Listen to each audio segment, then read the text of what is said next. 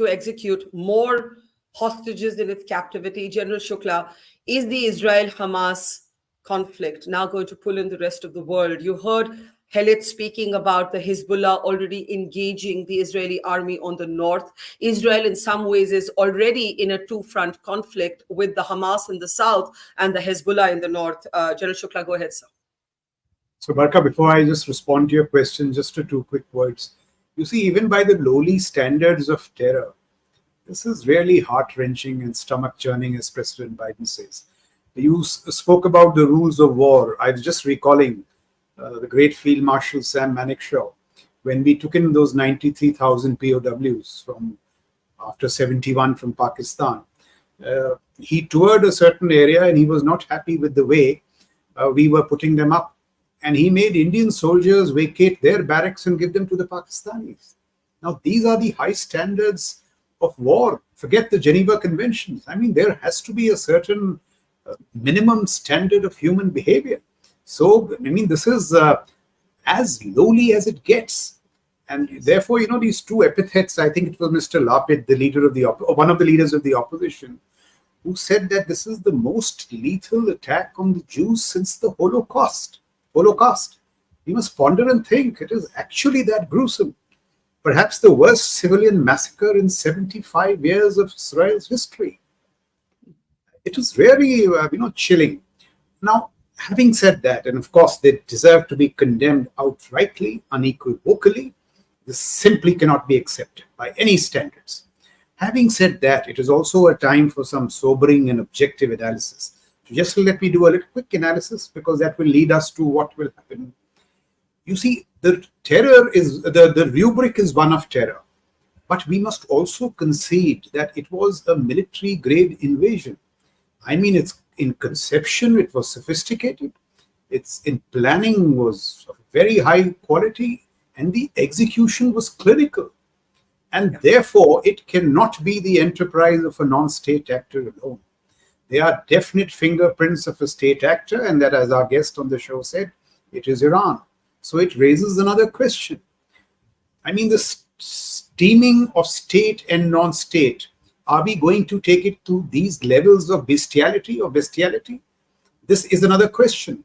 The fingerprints of that country are there, because you see, when you go into the nitty-gritty of the tactics, the drones, the loiter munitions, the way the surveillance towers were taken out, this whole business of kidnapping, this has planning 6 to 8, 9 months.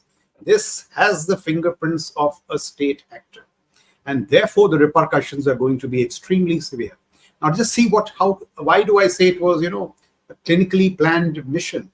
So in the morning, you have the rockets, and it's not an ordinary rocket barrage. It is a very sophisticated rocket barrage, saturation strikes which penetrate the Iron Dome.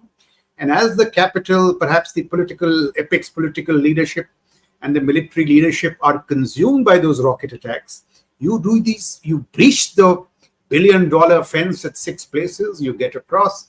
Before that, you neutralize the observation towers through these drones. So there is high technology involved.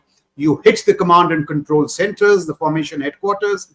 And when the command and control apparatus is paralyzed, you do these two things: massacre as part of your concept of operations, because you take those images of the massacre and put it immediately on social media. So the whole aim was to create this terror theater. They organize these kidnapping shuttles. So you kidnap people, take them in vehicles to the border, come back.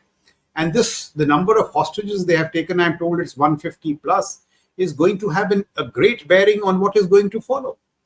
And there is the possibility of escalation from the north, which, if news reports are to be believed, it's begun this morning. I'm told a brigade of the Hezbollah has gathered in the Golan Heights. They are being reinforced by Shia militias from Syria. Do not forget that the Hezbollah has got a 150,000 strong rocket arsenal. So that's another threat in being. So this whole, and as a soldier, we are all great admirers of the IDF. The IDF is one of the most competent military machines that we know of. Israel prides itself greatly in technology. So what is really surprising, and here we must be objective, how the IDF and the state of Israel was taken completely off guard. Now, we've all had our moments, 26/11, 9/11, but in that sense, it was a complete failure of imagination. What the Hamas did, along with the other actors in the conglomerate, paralyzed the state, and we have to see what went wrong objectively. I'm sure that the Israelis would be looking at it. Yes. IDF not being able to respond in 6 hours, 7 hours, 12 hours. This is something which is very saddening. And we have to see what went wrong, apply lessons in our context. All mature nation states should analyze very objectively. So even in this, hour of grim tragedy, we have to be objective. And now, but let me tell you, I mean, Israel is a comeback nation. It is going to do something extremely severe. But in crafting that response, it must be careful. It should not get swayed by emotions so as to do something which is militarily not prudent. That is where wisdom would lie, despite the many pressures. So that is what I would like to